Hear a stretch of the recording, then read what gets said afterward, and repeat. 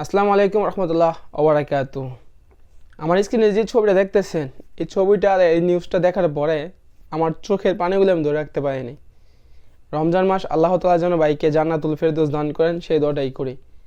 দীর্ঘ 1 মাস পাগল অবস্থায় ছিল, ভুল চিকিৎসা এবং ভুল ওষুধ খাওয়ার কারণে। ডাক্তারের পরামর্শ ছাড়া তিনি নিজে নিজে ওষুধ খেয়েছিলেন যেন তার শরীরটা সুস্থ হয়ে যায়, যেন তিনি কিছু টাকাটা বাঁচাইতে পারে। সেই কারণে তিনি সে চিন্তা ভাবনা করে ডাক্তারের কাছে যায়নি। দীর্ঘ 1 মাস পাগল ছিলেন।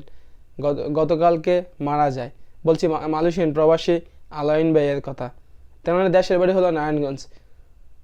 একটাবার চিন্তা করে দেখুন তো, 2টা টাকা বাঁচানোর জন্য একটা প্রবাসী কতটা চেষ্টা করে, দিনরাত কতটা হাড়ভাঙ্গা পরিশ্রম করে যায় এই দূরপ্রবাসে।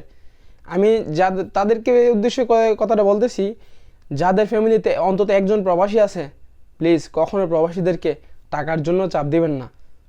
কারণ একটা প্রবাসী জানে যে দেশের মানুষকে ভালো রাখতে হলে তারা 2টা টাকা বাঁচানোর জন্য কতটা সংগ্রাম করে যায়। একটা প্রবাসী জানে কীভাবে 2টা টাকা বাঁচিয়ে দেশের মানুষের কাছে 2টা টাকা বেশি পাঠানো যায়।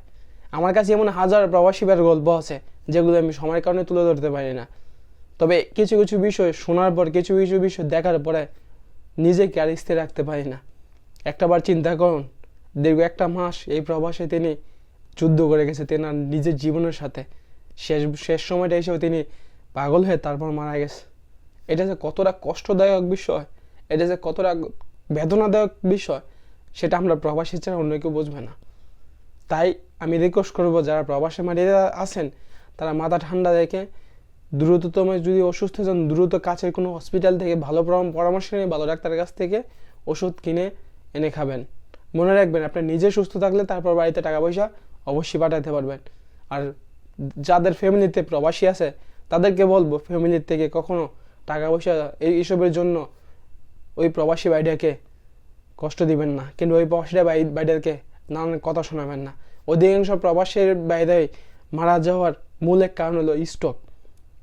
অধিকাংশ প্রবাসী ভাই ব্রেন স্ট্রোক করে মারা যায়।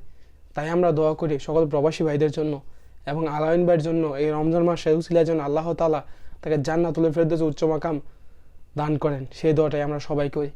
ভিডিওটা অবশ্যই ভালো লাগলে শেয়ার করে দিবেন।